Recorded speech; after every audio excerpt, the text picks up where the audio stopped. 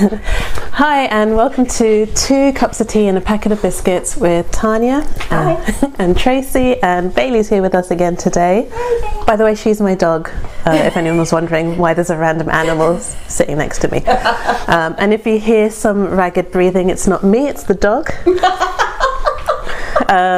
Just saying. Before I edit this, yeah. So last week I interviewed Tanya to get to know her better, to let you guys get to know her better, and this week it's my turn. Well, you asked me pretty fun questions. Mine aren't so fun.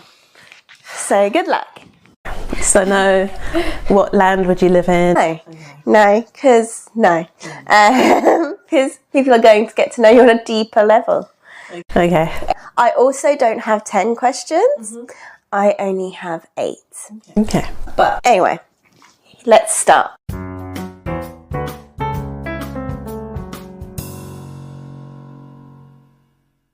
So, question 1, where did you grow up? In this country. I was born in the UK. I was born in London. And I grew up in northwest London with my mum and dad. My auntie was around. So you're a London girl. I'm a London girl, yeah. Okay, so speaking of London and everything, what was your best memory that you have from your childhood? Ooh, okay.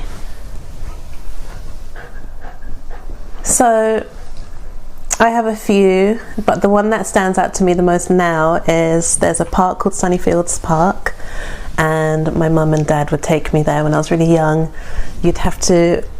We'd walk there, and then as you get in, you'd walk up a hill, and the grass was so long that if I ran through it, I'd be almost hidden. I'd be running through the grass on sunny days up this hill.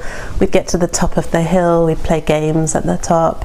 There'd be blackberry bushes, brambles, and we'd pick blackberries. So that was, I felt very free and happy, and just very content. So that's a really good memory I have. Yeah. Outside of podcasting, what are your interests? So I love arts and crafts. I'm always trying to paint or draw or make something. So that's one of my hobbies. I love music, and so whenever I commute to work or get time at home, I will play music very loud and on repeat sometimes, because some songs you can't get enough of. So I'm into rock, and I like a range of things, quite eclectic, but rock is the main thing. And recently I've been listening to Soundgarden. No idea who that is. And the album from beginning to end. So if there's any Soundgarden fans out there, you know what I mean. So I like being creative, love listening to music, and spending time with my family and doggy.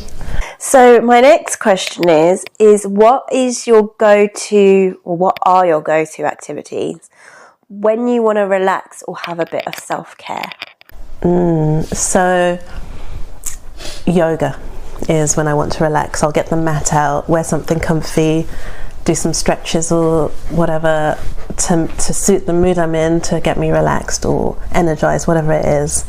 And then what do? I like wearing comfy clothes to make me feel a bit grounded and at home and at peace. A good cup of tea. That is important. A really good cup of tea and some biscuits. Basically the title of our podcast. And I love reading, so that will take me away from any stresses of the day, especially if it's a good, at the moment I'm into a really good book that I want to keep reading and turn the pages. So Okay. What inspired you to pursue the current career that you are in? Now, we've briefly spoken about that you're a teacher, but what pursued you to get into that career at the time? Oh, you're really asking me proper questions. Compared to what you asked me, yes, I am. Wow. I think we both had the wrong brief when we were writing our questions. We could do this again, but I'll ask you more serious ones and you can ask me more. We'll do a deeper dive for season 3, maybe not season 2. Oh, this is funny. Wow. Okay, so I chose teaching. Basically, majority of my family are teachers.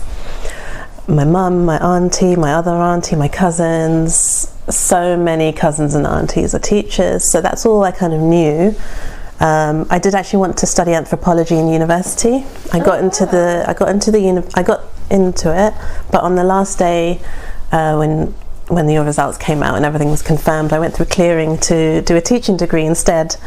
So what made you change though? I don't know. I think it was just in the blood, maybe. Yeah. It was a gut thing. It was a gut reaction. I at that point hadn't thought about it that much. I just felt it was the right decision and right move. So yeah. Oh. What's a fun fact about you that most people you know don't know about you? A fun fact about me that a lot of us don't know about.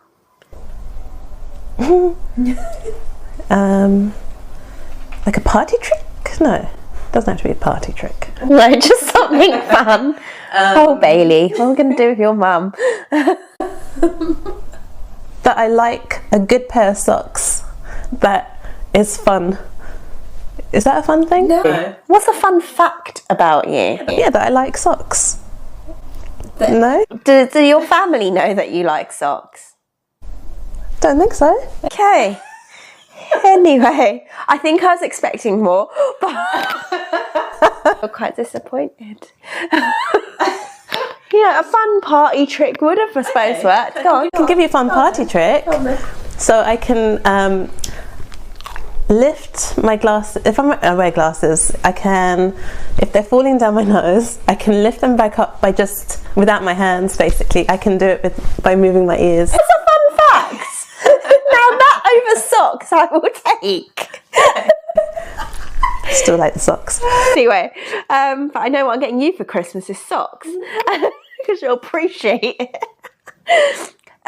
Right, the next question, this is the penultimate question I have. What's the best piece of advice you have ever received? Wow, okay. So actually I have 2 pieces of advice. One that I received in my early 20s and one that I received maybe a month ago from the same person. Oh, wow. Okay. So it was just before I got married. It's my cousin's wife, who's just the most amazing person you could ever meet. And I'm very lucky to have her in my life. And we, you know, in my early 20s, I didn't really communicate with a lot of my family. It was more my mum would talk to the family and say, Tracy, come and speak to your auntie, or come. Yeah. So so she called up to chat to me before I got married and stuff, and she said to me, don't ever let the sun set on an argument. So I like that. If my husband and I had an argument or disagreement, don't go to sleep on it. Try and figure it out before you sleep. Like that. And so that's something I've tried to do throughout my marriage, which is now only 20 years. Oh my God. I know. Scary. And then recently she was talking about how my cousin, her husband, has a lot of things home improvements he wants to do around the house, but he never really gets around to doing it because he starts it but never really gets to finish it. And it's not because he's lazy or anything, it's just because he's quite a perfectionist and wants to get them done in the best way possible, but sometimes that's not always possible, right? You can't always aim for perfection in everything. So that puts him off from pursuing or finishing those tasks. And I realised that's the story of my life. As I said before, I'm into hobbies and being creative, arts and crafts. I start a lot of things but never finish them. And when she said that, I realised it's because I'm striving for perfection. And when I make a mistake or do something, I'm like, oh, this is rubbish. What's the point in carrying on? And then I leave it, even though I want to pursue it. So for her to say, what basically she said, just do the best you can. And she actually put it in a better way. If I remember it, I'll tell you. But she was like, yeah, just do the best you can and don't put that pressure on yourself. Yeah. And that's when you're going to be the most creative, amazing person you can be. I really like that one as well. Do you think it might be in your genes if you and your cousin both? Looks like it. I like that. I feel like the older you get, the more you see of similarities of people you're like in your family. I think when you're younger, you're just craving to be your own independent self, and you don't want to be like your family. You don't want to be like anyone apart from your friends, maybe. Yeah. But the older you get, you kind of see the similarities you have. Yeah. Oh, I like that.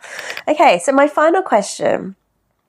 Are there any upcoming projects or goals you want to share with our listeners that you have coming up? Personal or business? Oh, completely up to you. Okay. Upcoming goals. So, as well as being a class teacher, school teacher, I'm currently working as a forest school teacher, and one of my goals is to have my own forest school business and possibly one day have my own piece of land. Oh, okay. On which to do my sessions. That's a big goal. Yeah, that's the biggest thing at the moment. Obviously, my another very big goal is pursuing our business and making that work. And then just in life generally, I just want to be happy and see the good things in life and be content, because life can be hard. So my ultimate goal is just see the good things and be happy. I like it. Well, thank you. Do you want to close the episode? Well, I'm a little bit in shock for doing something so deep, and all I wanted to answer was questions about Tolkien and how when I hike I have the Lord of the Rings music in my head, and I really wanted that to come out, which it didn't. But I managed to tell you now. Yeah, were you holding that inside the whole episode? I was hoping there was a way I could get that into a question, an answer, but it was impossible. So on that note, I hope you've learned something about me. And where can our podcast listeners hear us? That's a good question. Do you want to share that? Yeah. So you can hear us on Spotify, Apple, YouTube. YouTube. At the moment. Thank you. And you will be listening to 2 cups of tea and a packet of biscuits.